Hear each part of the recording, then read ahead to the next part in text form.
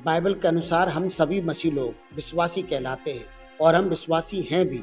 पर मुझे बड़े दुख के साथ कहना पड़ रहा है कि हम में आजकल कई प्रकार के विश्वासी पैदा हो गए हैं, कई प्रकार के विश्वास पैदा हो गए हैं। क्योंकि कुछ लोग अपने आप को ओनली जीसस विश्वासी मानते हैं, कुछ लोग अपने आप को यहोवा विटनेस वाला विश्वासी मानते हैं और कुछ लोग अपने आप को माता मरियम वाला विश्वासी मानते हैं और कुछ लोग ट्रिनिटी में भी विश्वास करते हैं। और ऐसे लोगों के लिए पौलुस ने बहुत सही कहा है, पहला कुरिन्थियों 1 अध्याय 12 और 13 आयत में लिखा है, मेरा कहना यह है कि तुम में से कोई तो अपने आप को पौलुस का, कोई अपुल्लोस का, कोई कैफा का और कोई मसीह का कहता है। पर क्या मसीह बट गया है? क्या पौलुस तुम्हारे लिए क्रूस पर चढ़ाया गया या तुम्हें पौलुस के नाम पर बपतिस्मा मिला? यहाँ पौलुस जो मसीह लोगों में फूट पड़ गई, मसीह लोगों ने ग्रुप बना लिए, कोई अपने आप को किसी का, कोई अपने आप को किसी का कहने लगा।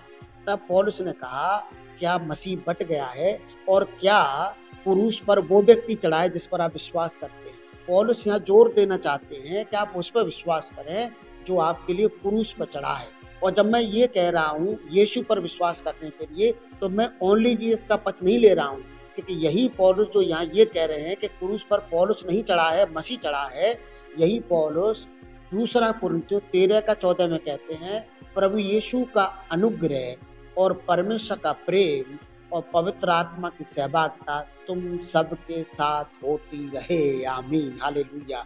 यहाँ पौलुस स्ट्रॉन्ग रीति से बिलीव करते हैं ट्रिनिटी पर, वो विश्वास करते हैं प्रभु यीशु पर, वो विश्वास करते हैं परमेश्वर पर, वो विश्वास करते हैं पवित्र आत्मा पर। इसका मतलब आप उन लोगों पर विश्वास ना करें जो सिर्फ ओनली जीसस के विषय में बात करते हैं, जो सिर्फ माता मरियम के विषय में बात करते हैं, जो सिर्फ यहोवा विटनेस के विषय में बात करते हैं। ऐसे लोगों पर विश्वास न करें, क्योंकि यहाँ पौलुस स्ट्रॉन्ग रीति से बिलीव करते हैं त्रिएक परमेश्वर पर, और वो कह रहे हैं प्रभु यीशु का अनुग्रह और परमेश्वर का प्रेम और पवित्र आत्मा की सहभागिता तुम सबके साथ होती रहे। Praise the Lord.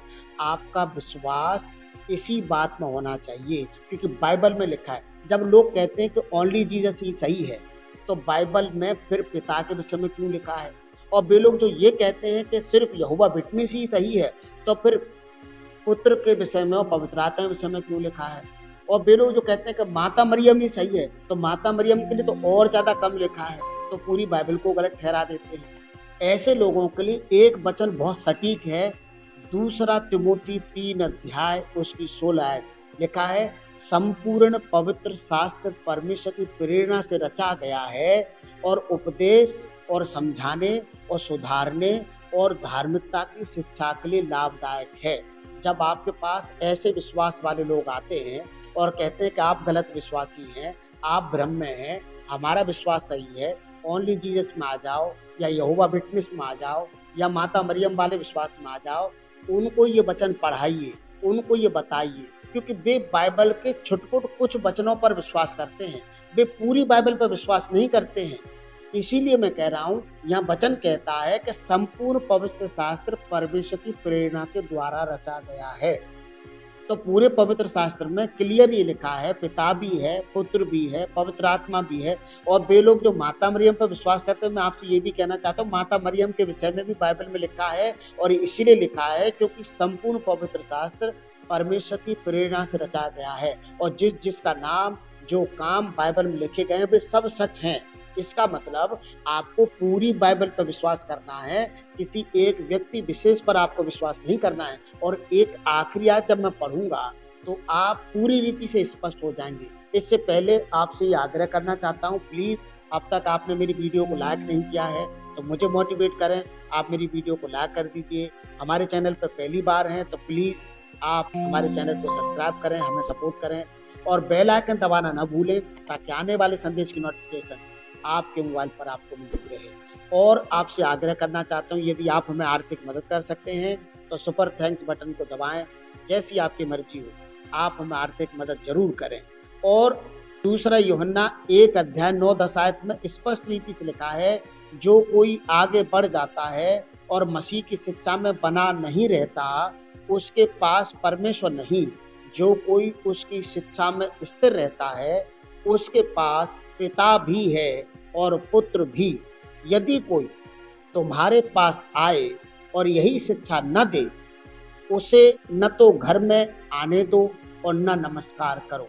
यह साफ शब्दों में कहता है यूहन्ना, ऐसे लोगों को घर में भी बिठाने के लिए मना किया है, ऐसे लोगों को नमस्कार करने के लिए भी मना किया है, जो लोग आपको पिता पुत्र के विषय में चर्चा नहीं करते हैं, सुसमाचार नहीं सुनाते हैं। वे लोग जो सिर्फ किसी एक के लिए प्रचार करने आए हैं, यहोवा विटनेस के लिए प्रचार कर रहे हैं, या ओनली जीसस के लिए प्रचार कर रहे हैं, या सिर्फ माता मरियम के विषय में बात कर रहे हैं, उनके लिए लिखा है ना इनको घर में बिठाओ और ना इनको नमस्कार करो।